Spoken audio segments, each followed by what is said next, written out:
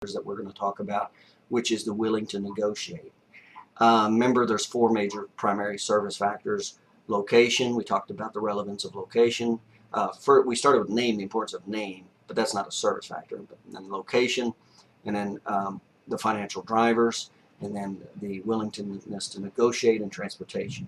So let's talk about the willing to negotiate. Now, this is a touchy subject, and it's very easy to get defensive and to only look at it from the chiropractor's perspective or from the treating doctor's perspective. So let's try to step back and understand a little bit more of the total perspective, and then what we can do to make this work. Okay, so let's look at the attorney's perspective first. So when you look at the attorney's perspective, you have to remember that they have an expectancy in the industry. They have an industry norm of a third, a third, a third. A third goes to medical bills, a third goes into their pocket, and a third goes into the patient's.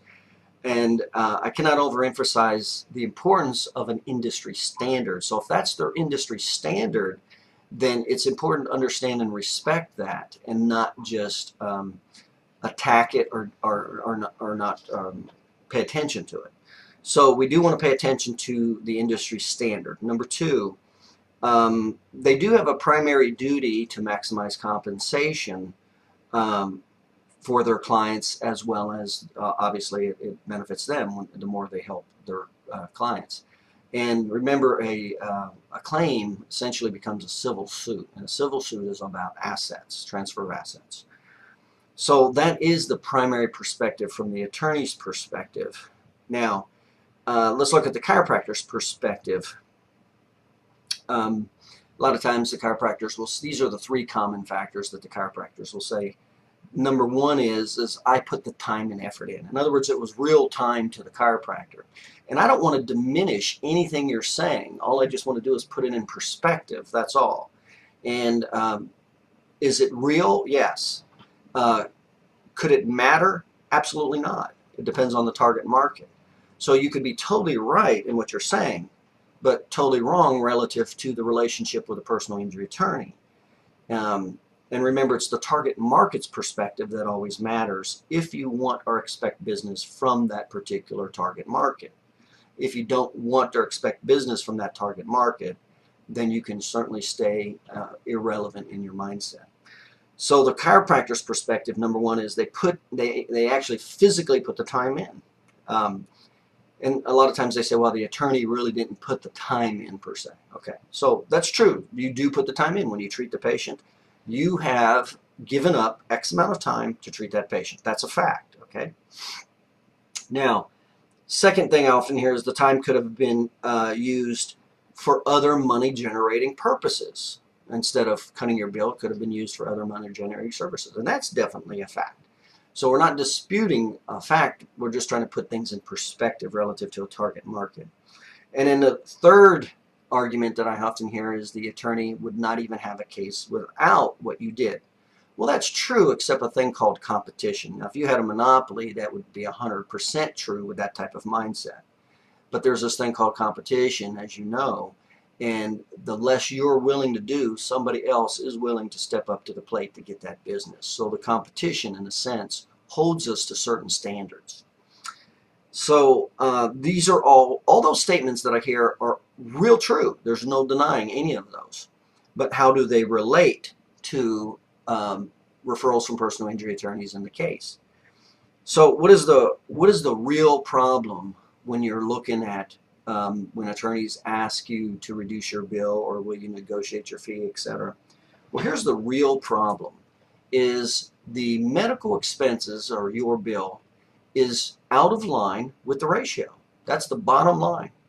If your medical bills were not out of line with the ratio of the claim, what the claim could bring monetarily to the personal injury attorney, there wouldn't be a problem. Now, they're always going to ask for a reduction in fee, but there's a difference, and I'm going to talk about that in a minute, between greed and unsatisfaction. And so we'll talk about that in just a second. So the absolute problem is the out-of-kilter bill. Now, there could be several reasons for this. Number one is excessive services relative to what the claim's going to bring. And let me just say up front that the services are not. You can justify any service, and I'm often the doctors will justify what they're doing, and you can justify any service. You can justify $10,000 in services, $20,000, $50,000, because let's face it, are there physical medicine? If we're looking at the three phases of healing, the inflammation, repair, and model phase, aren't there multiple types of physical medicine that you could apply physiologically, clinically, that would result in a large bill? In addition, how about nutritional supports? How about medication support? How about psychological support? Other professions such as acupuncture, massage, naturopathy. In other words, aren't there an unbelievable amount of therapeutics and a multitude of different professions that will have some type of therapy, biofeedback, yoga, that will attempt to affect pain or inflammation in the inflammatory phase? Yes. So could I justify clinically a huge multitude of therapies? Yes, I can justify that. Could I justify them in the repair phase? Certainly, I could do that too. And I could do that in the remodel phase. So physiologically, I can justify a tremendous amount of therapeutics in one heck of a large bill. But totally clinically justifiable. I can physiologically explain all those. That's not the point, though. The bottom line is, what's the relationship? Now we're talking about personal injury attorney referrals. We're not talking about a clinical symposium. So we need to get our mindsets out of the clinical aspect and into the marketing aspect of a personal injury attorney. And those are two different mindsets. And so we're just trying to come over and cross the border here and go into a little bit more of a mindset from a marketing standpoint, not the clinician standpoint. And sometimes it's hard for doctors to do that. So what's the relationship of the medical bills, the treatments, the diagnostics, relative to the value of the claim? That's the bottom line. And is there a clinical justification? Well, as we said, you can easily justify. Now, I wanted to ask you, if you did all these services, let's say your bill was $30,000 in your chiropractic expenses, would it matter if the settlement was for $150,000? No, it wouldn't. You see, so it's back to the clinical aspect from the personal injury attorney marketing isn't what's relative. What's relative is the ratio of the case value. And that's where it needs to be reined in and looked at from that perspective. So and again, that's if you want referrals from attorneys. So again, if your services resulted in larger claim values that were greater than the medical bills, a third ratio, would the attorney still ask you for a discount? Probably. Yeah, that's his duty. But would he be satisfied with the claim that he did get because it was above and beyond 1/3 of the medical bills in excess of the claim, versus the medical bills were way in excess of 1/3 of what the claim value brought? See, that is the perspective. So would the personal injury attorney be upset? Well, let's go into the difference between being unsatisfied versus greed. Okay, so let's say that the personal injury, your bill was large, but this financial settlement was easily greater than 1/3 of the medical expenses. Say the total medical expenses maybe were $20,000, but the claim settled for $100,000. So is the personal injury attorney still going to ask you for a fee reduction? Yes, you can expect it, because that's his duty. That's his due diligence, is to try to decrease all the other expenditures of the case to maximize the value for the client, and therefore self-motive himself. That's the fact. That's just the way it is. But there's a difference between unsatisfied versus greed. See, in the first case, there's greed involved. In other words, and I'm not saying that's a bad thing, I'm saying that he's not going to be angry with you if you don't cut your bill. In other words, let's say your bill was $20,000 and a large part of what you did or all of it helped receive a claim for him for $100,000. So it was in excess of the third significantly. Would he still probably ask you for a reduction? Yes. Would he be unsatisfied with you if you did not reduce your bill? No. So he's going to ask from a greed perspective. But now let's reverse the shoe here, and let's say and this is the common scenario that I see routinely, is let's say your bill is $7,000, and let's say that case value went for $12,000. So your bill was not from a clinical standpoint. Remember, clinically you can justify almost any amount of money. That is not the perspective I'm talking about. I'm talking about from a marketing relationship perspective relative to real money. Real money. That's what we're talking about, not the clinical perspective. So if your bill was $7,000 and he was only to get $12,000 out of the case, well, that leaves a problem. That creates a big problem. Will he be unsatisfied? Well, we'll go into that here. So the focus and part of the problem is the chiropractors.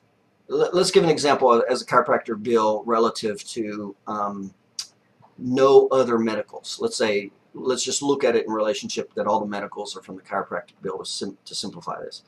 Well, here's three perspectives that are creating problems. Number one, the chiropractors can see a billing opportunity. And that's kind of what happened here in Florida is no fault state. There was $10,000 in PIP, and there was a race in therapy and services to get that $10,000. Some people were more aggressive than others. And the stats came back that for the same diagnosis, for low back pain, neck pain, etc., that the cost when the patient had PIP coverage was tenfold a patient who did not have PIP coverage who had the same diagnosis. And that's a main reason why they were easily to go in and change the PIP law and modify it, is because they were showing the total incongruency and the outlandish billing for the same diagnosis for a non-PIP carrier. And again, you can justify clinically either way, but that's not the perspective. We're talking about the personal injury attorney relationship, not the clinical perspective. So one issue is there's a certain amount of money on the table that you see as available to do services. And we all know that that exists to some degree, whether it exists with you or not, or to the degree or your friends or relatives or friends that you know, etc. The second problem is the chiropractors don't pay attention to the settlement rates relative to their bill. I routinely see chiropractors just run up the bill with kind of a low-end case, and they're not paying attention to what the true value of this case is going to bring. And so their ratio is far disproportionate to the value of the case. Well, they themselves have created the problem. You've put this way out of kilter. And so not paying attention to the value of the case and then just keep putting your time and energy in, and you can justify everything you're doing from a clinical perspective. You can justify every therapy, all the treatments, etc., etc., etc. But that's not what we're talking about. We're talking about a relationship with personal injury attorneys and referrals. We're not talking about the clinical side. So I see that frequently is the chiropractors don't pay attention to, as the case is going on, the expectancy of what this case is going to bring. That's a big mistake. The case should always be communicated with the attorney in what you believe you can prove objectively relative to what these types of objective findings will bring for your locality and that claim for your area. And that should be in common communication with the attorney, so you don't waste a lot of your time and energy on these cases and then put everything in a bad situation, so to speak. The third problem is the chiropractors not being up to par with the discovery and documentation of the financial drivers to support a higher value case. And that's very common. Most chiropractors don't document into all the, especially all the major financial drivers with the major injuries, as well as some of the secondary financial drivers. But most of the time, it's rarely that I see a chiropractor who has maximized all the financial drivers, the primary financial drivers, not even including the secondary financial drivers, which are they're important, but not as important as the primary. So those are the three main issues that I'm seeing. So let's take this case again. So the chiropractic bill is $7,000. Let's say the case settlement was for $10,000. And by the way, this is kind of a common connective tissue type of case. The chiropractic bill was $7,000, and let's say there's no other medicals. The case settlement was for $12,000. So you subtract your 12 from 7, and here is your problem. There's a remainder of $5,000. And so the personal injury attorney gets 2.5, the patient gets 2.5. And there's other factors, obviously, as there are secondary insurance and LOPs and of all these other factors, but that's not the point I'm getting at here. The point I'm getting at is destroying the ratio, and then for whatever reason, but destroying that ratio, and that alone creates the problem. It forces the attorney to ask for a fee reduction. It forces, and then when there's not, then there's a tremendous amount of the relationship just won't exist. You'll just kill the relationship when these factors are not present. So how can you expect to get referrals from personal injury attorneys if you're destroying the standard, if you're destroying the expectation of the industry standard? And that's the question. And I don't know of any chiropractors that routinely destroy ratios that regularly get referrals from personal injury attorneys. Now, I do know plenty of chiropractors who charge large fees and justify all the clinical expenditures, but what they can produce as far as the case value is not proportional to their services, and so they've set themselves up for the problem. They've created this problem. And again, I'm not saying that your services aren't worth it and they couldn't have done it without you and all that. All of that is true. That is not the point. The point is you're dealing with somebody else. If you want business from a personal injury attorney or anybody, a patient, a personal, you have to consider their perspectives, and that's all we're trying to do is share some of these perspectives and some ways to get around it or to work within these boundaries. And one of the problems is that I see is chiropractors that don't have very big practices. They see low volume of new patients, very limited new patients, and so when they get a personal injury case, it's a chance for some large billings. And again, they're all physiologically justified, but now they've positioned themselves, and because they have low productivity, they've positioned themselves by increasing the fees and services on this particular case, and that throws that whole case into a tailspin with the ratio that doesn't work, which forces the attorney to ask for the reduction. He's going to anyway, but here's the problem. If he's not getting a higher claim value than the ratio, he'll still ask, but it's greed-based. He won't be dissatisfied.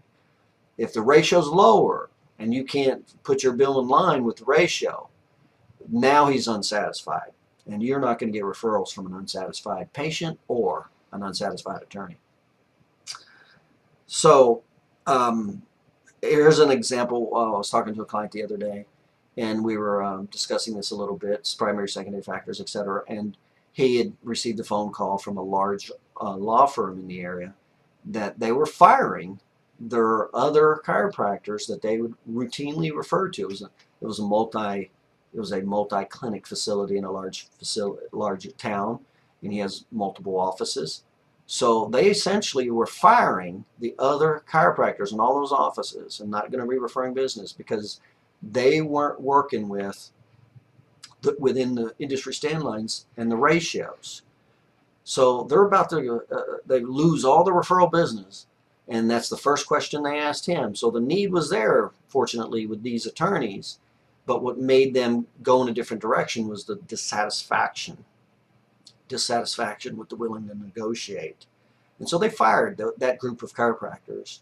And then they, first question out of their mouth with this chiropractor, they told them right up front, here's the problem, here's who we refer to typically. They're not willing to negotiate with us and keep these ratios in line. Are you willing to? And if you are, we're willing to talk to you. If you're not, we're not. And that's the bottom line. So you can throw out all the clinical aspects and kind of look at the interrelationship with the attorney. So you got a couple options. You can stay dogmatic and justify everything you do clinically, have a large bill, large case value that's totally disproportionate to the claim, and that's going to set up unsatisfaction with the personal injury attorney, and you can pretty much expect not to get any referrals from that attorney, but you can feel good about what you're doing. Again, you can justify it. You can stay in your clinical mentality and justify what you're doing. But all that leads to no referrals, leads to no business. So here's the suggestion, is be willing to negotiate. Remember, willingness to negotiate is a primary service factor. Remember, there were four primary service factors. It was the location, financial drivers, willing to negotiate, and transportation. That is a reason enough to not do business with you, even when there is an established need. Okay? So willing to negotiate is very important. So here's my suggestions relative to negotiate. Number one, keep your services or fees in relationship to the value of the case amount. In other words, you got to do a couple things here. Number one is you got to know case values for those types of injuries. What do they typically draw with what you can document? What do they typically draw? And pay attention to your case value. I have clients that have $1 million personal injury offices, and they pay attention to these ratios because they know the importance of the attorney getting paid and not being mad, and helping everybody out as much as possible. Number two is continual communication with the attorney with your case expectations. And this is a problem I'm seeing a lot of my clients, they don't keep in touch with, now the clients I have that are higher end attorneys, they have multiple personal injury offices and things like that. They routinely keep in touch with their personal injury attorneys, keeping them abreast of the case and what they can objectify. What can they document and objectify, and therefore help with the attorney's claim? They're constantly in contact. So a common problem is the chiropractor just start running with the case, never contact the attorney, and here goes the bill, and never speak with the attorney about what the likelihood of that case value is. And let's face it, it's short-term thinking. That's the bottom line. The difference is making a lot more money now for one case and not getting any referrals versus restrain and working within the parameters of a working relationship and communication. So the third factor is modifying your fees relative to frequency treatments, either your dollar per visit fees or your frequency treatments, accordingly to make sure everybody wins. The patient gets as much care as they need. The case value is maximized optimally, and there's not unsatisfaction relative to the amount of the claim that's awarded relative to the medical expenses.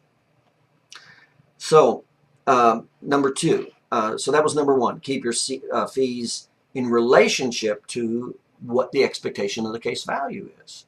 Number two is to learn to discover and document the financial drivers that support higher claims.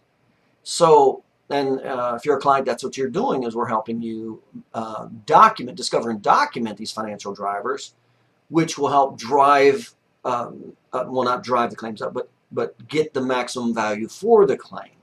And of course, if you do that, especially relative to the competition, and that ratio is greater than your fees, you've exceeded the ratio. Because remember, it's the ratio. It's your case value, your case average relative to the claim settlement.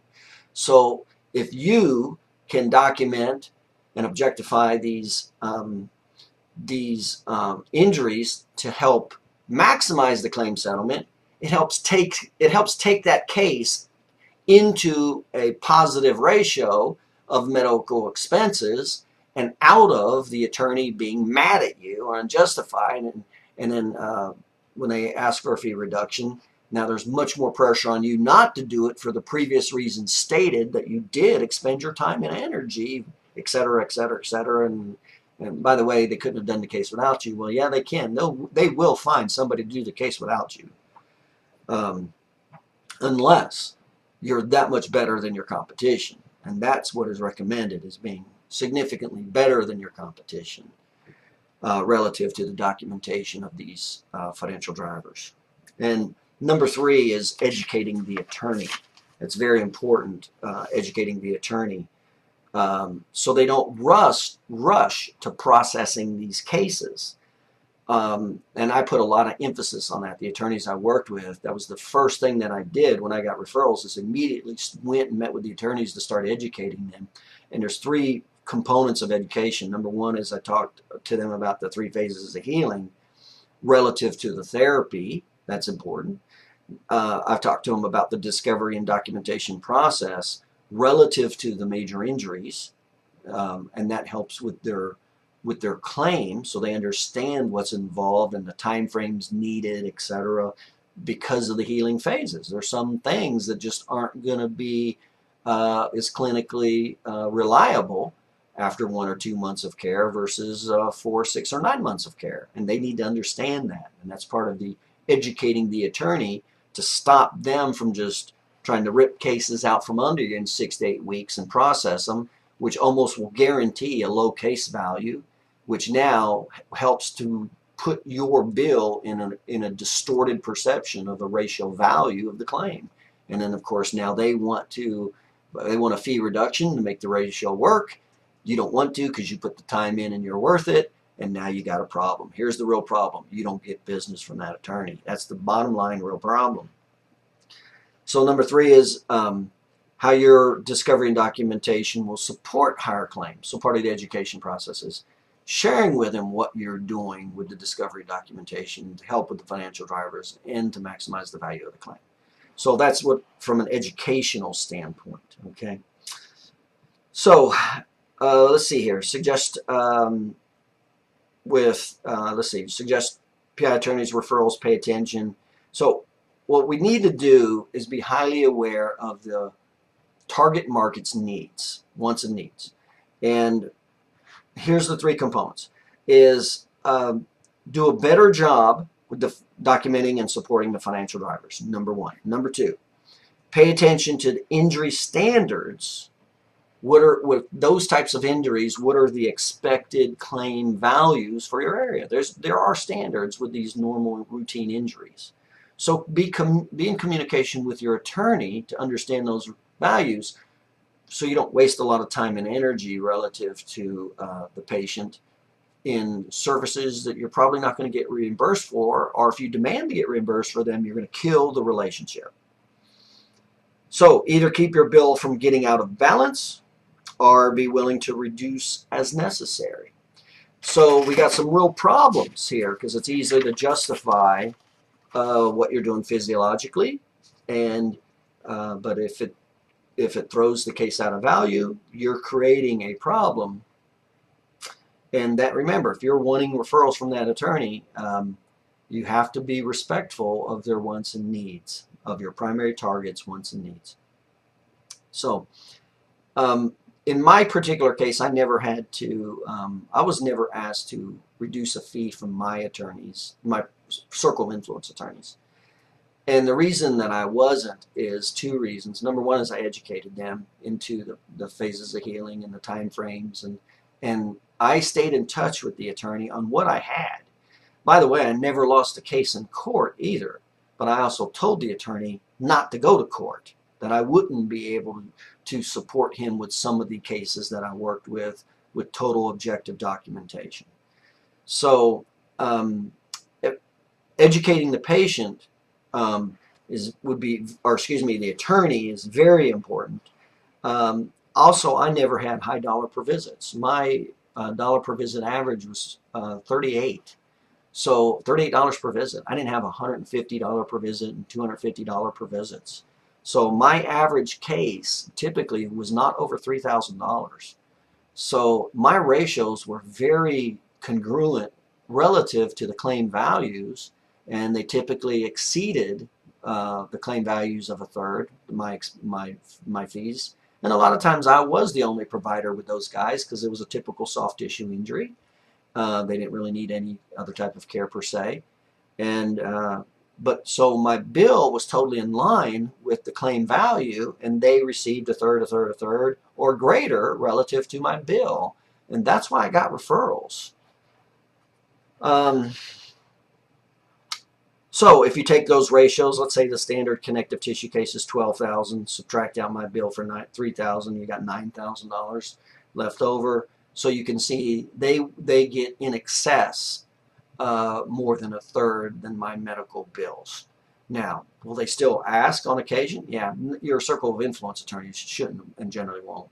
But they're feeling pretty good right now when what they get, the claims they get, and the medical bills are lower than those ratios. They feel that warm and fuzzy in working with you, and especially if you have the ability to give very good objective documentation to maximize these financial drivers instead of these rush low-end cases. And that is how I kept the referrals coming. I didn't think of it from a one case perspective. So the key is to pay attention to the case ratio and don't waste your time and money thinking, that there's this bucket of gold at the end and to doing the services, etc., the frequency and the services to get to the pot of gold when rushing in that fashion is going to create a problem. It's going to create a problem with your referring attorney. So those are some factors. They're very sensitive factors. There's a lot of justification, as I said earlier, about your services and what you can justify. But that's not what we're talking about. This is not a clinical issue. This is a business issue, and it's about getting referrals from attorneys and making it work for them. And here's the bottom line. You don't make it work for them, they're going to fire you, just like my friends who got the call, my client who got the call, and that large attorney firm fired that group. And what do you think the chances are of them coming back and saying, oh, no, no, no, we didn't mean that, we'll go ahead and work with you? Okay? So pay attention to the ratios, and the best thing really to do is do good documentation, maximize the financial drivers, keep in touch with the attorney throughout the case so your frequency and treatments are not excessively exceeding what the true value of this case is going to be, and then go to the next case. Don't try to get rich on one case. Go to the next case. Okay? So that's the suggestion for the referrals.